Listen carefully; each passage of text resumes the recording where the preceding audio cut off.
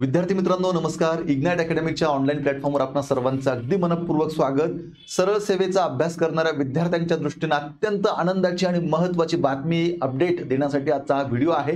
विद्यार्थी मित्रांनो, लेखा व कोशागार नागपूर विभागाची जाहिरात आजच्या वृत्तपत्रामध्ये प्रसिद्ध झालेली आहे.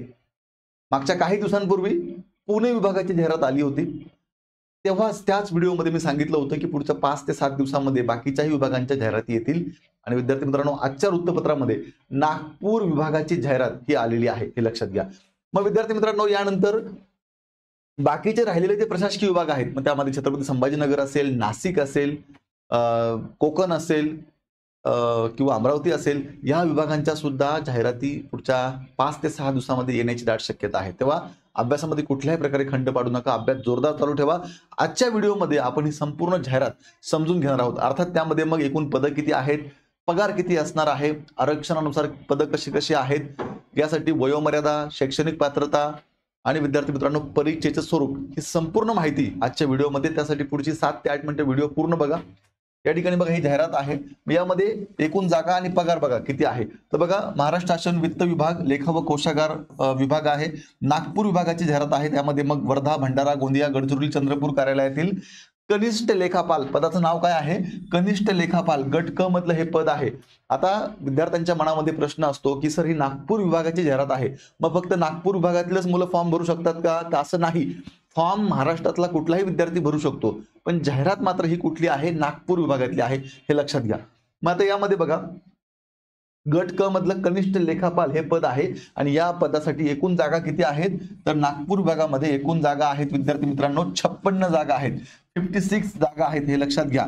चला, मग आता कशा कशा जागा आहेत समजून घ्या. तर ह्या जागा अनुसूचित जाती म्हणजे एससी ला 6 जागा आहेत, लक्षात घ्या. त्यानंतर एसटी ला जागा आहेत 3, एनटी व्हीजे एनटी ए ला जागा आहेत 2, एनटी बी ला जागा आहे 2, एनटी सी ला जागा आहे 1, एनटी डी ला जागा आहेत 2. विशिष्ट मागास प्रवर्ग, ज्याला आपण स्पेशल बॅकवर्ड क्लास म्हणतो, 2 पद आहेत. इतर मागास वर्ग, ज्याला आपण ओबीसी म्हणतो, या ओबीसी ला 7 जागा आहेत. एसीबीसी अर्थात ज्याला आपण सामाजिक व शैक्षणिक दृष्ट्या मागास प्रवर्ग म्हणतो, त्याच्या 6 जागा आहेत. ईडब्ल्यूएस आर्थिक दृष्ट्या दुर्बल घटक 6 जागा आहेत. आणि ओपन कॅटेगरीच्या विद्यार्थी मित्रांनो या ठिकाणी जागा आहेत 19, लक्षात घ्या. असे टोटल जागा आहेत 56. मग त्यामध्ये सर्वसाधारण, महिला, खेळाडू, माजी सैनिक, अनाथ, दिव्यांग, अंशकालीन पदवीधर, प्रकल्पग्रस्त, भूकंपग्रस्त यांना सुद्धा जागा आहेत, हे लक्षात घ्या. ठीक आहे. मग आता याचा पगार किती असणार आहे? तर पगार बघा, यामध्ये वेतन स्तर S10 मध्ये 29,200 ते 92,300 हा वेतन स्तर दिलेला आहे. म्हणजेच तुम्हाला सुरुवातीच्याच काळामध्ये नोकरी लागल्यानंतर 40 ते 45,000 हा पगार तुम्हाला सुरुवातीलाच या ठिकाणी चालू होतो, हे लक्षात घ्या. 40 ते 45,000. चला पुढचं बघू आपण काय आहे.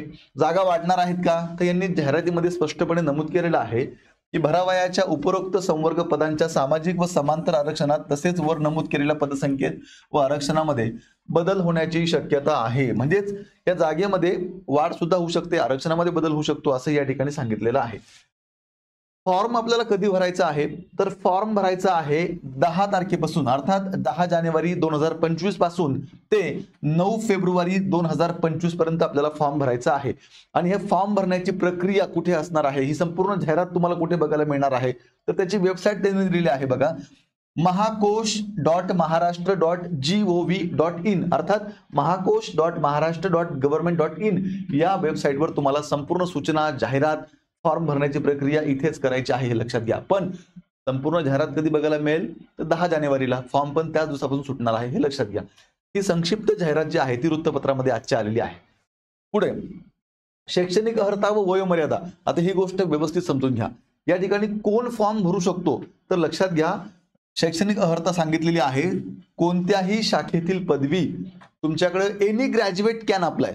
तुमचं फक्त ग्रॅज्युएशन असणं गरजेचं आहे. तुम्ही ग्रॅज्युएट असाल तर फॉर्म भरू शकतात. पण त्यासोबत आणखी एक गोष्ट लागणार आहे. कोणती गोष्ट आहे? तर तांत्रिक अर्हता.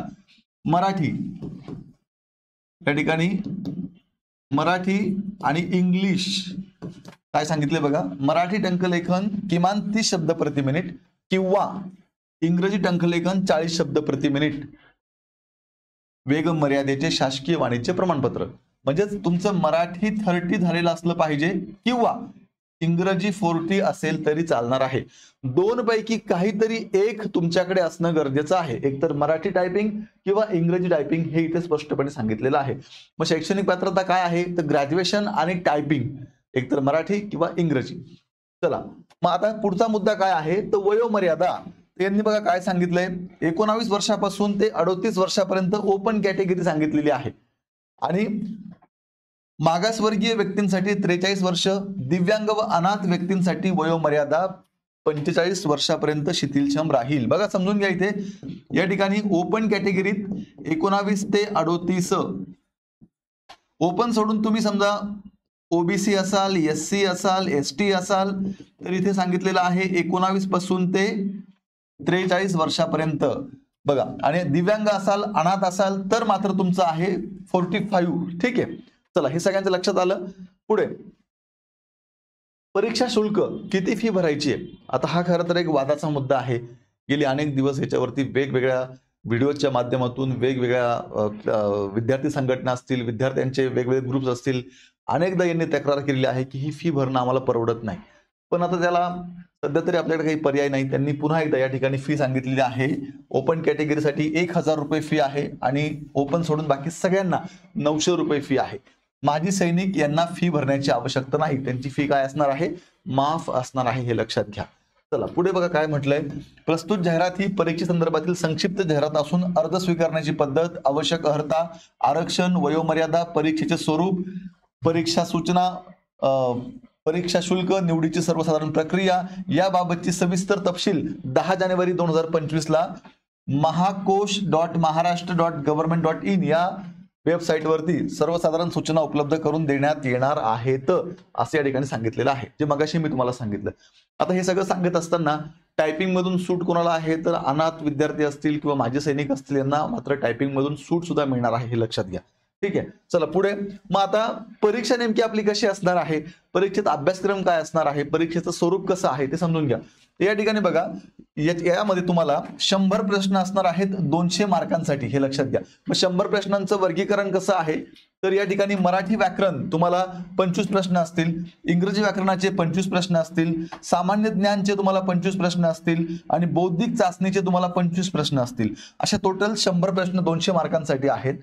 आणि विद्यार्थी मित्रांनो, या ठिकाणी हा ऑनलाईन कम्प्युटर बेस्ड पेपर आहे. दाट शक्यता आहे की TCS हा पेपर घेणार आहे. आणि याच्यामध्ये पेपर सोडवायला तुम्हाला 2 तासाचा कालावधी मिळणार आहे. निगेटिव्ह मार्किंग सिस्टीम या ठिकाणी लागू नाही. 2 तासामध्ये तुम्हाला 100 प्रश्न सोडवायचे आहेत. मग आता सगळ्यात महत्त्वाचा मुद्दा, मराठी आणि इंग्रजी यांचा जो दर्जा आहे, काठिण्य पातळी आहे, ती असणार आहे 12वीच्या लेवलची. आणि सामान्य ज्ञान आणि बौद्धिक चाचणी यांची काठिण्य पातळी मात्र डिग्रीच्या लेवलची असणार आहे, हे लक्षात घ्या. आता मराठी व्याकरण हे मराठीमध्ये असणार, इंग्रजी व्याकरण हे इंग्रजीमध्ये असणार आणि सामान्य ज्ञान आणि बौद्धिक चाचणीचे जे प्रश्न आहेत ते मराठी आणि इंग्रजी अशा दोन्ही भाषेमध्ये असतील, हे लक्षात घ्या.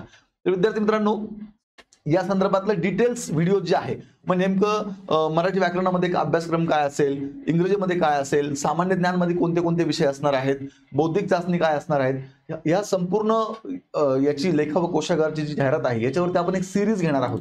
यासाठी तुम्ही इग्नाइट अकॅडमीचा हा यूट्यूब चॅनल नवीन बघत असाल किंवा चॅनलला तुम्ही नवीन असाल तर आत्ताच चॅनल सबस्क्राईब करा, जेणेकरून तुम्हाला ह्या परीक्षेच्या अनुषंगाने सगळी माहिती याच प्लॅटफॉर्मवरती उपलब्ध होणार आहे. विद्यार्थी मित्रांनो, ही एक महत्त्वाची अपडेट तुमच्यापर्यंत द्यायची होती, त्यासाठी आजचा हा व्हिडिओ होता. आता लेखा व कोशागार भरतीच्या अनुषंगाने इग्नाइट अकॅडमीच्या माध्यमातून ही एक रेकॉर्डेड बॅच तुम्हाला उपलब्ध करून देण्यात आलेली आहे. इग्नाइट अकॅडमीचे सर्व तज्ञ शिक्षक ज्यांना तुम्ही युट्यूबवरती बघतात ते सर्व शिक्षक त्यांनी या बॅचला शिकवलेलं आहे. आतापर्यंत सरळ सेवेच्या माध्यमातून हजारो विद्यार्थी जे आहेत ते इग्नाइट अकॅडमीचे शासकीय सेवेत लागलेले आहेत. तेव्हा इथून पुढच्या काळामध्येही तुम्हाला ह्या बॅचेसचा खूप चांगला फायदा होईल. तेव्हा विद्यार्थी मित्रांनो, बॅचचं वैशिष्ट्य काय आहे? संपूर्ण अभ्यासक्रमावरती लेक्चर व्हिडिओ आहेत, महाराष्ट्रातील सर्वोत्तम शिक्षक वृंद आहेत, साधी व सोपी शिकवण्याची पद्धत आहे, अनलिमिटेड व्ह्यूज आहेत, म्हणजेच तुम्ही कितीही वेळा हे लेक्चर रेकॉर्ड स्वरूपात बघू शकतात. PPT स्वरूपात नोट्स आहेत, अभ्यासक्रमानुसार टेस्ट सिरीज आहेत आणि 1 वर्ष या बॅचची व्हॅलिडिटी आहे. ठीक आहे, तेव्हा नक्कीच तुम्हाला ही बॅच उपयोगी ठरेल. यासाठी तुम्हाला इग्नाइट अकॅडमीचे ॲप्लिकेशन डाउनलोड करून ही बॅच जॉईन करायची आहे. अधिक माहितीसाठी 8888 99 61 16 किंवा 8888 25 61 17 या नंबरला संपर्क करायचा आहे. विद्यार्थी मित्रांनो, पुन्हा भेटूया अशाच एका नवीन व्हिडिओ. तोपर्यंत थांबूया. सर्वांना शुभेच्छा. धन्यवाद.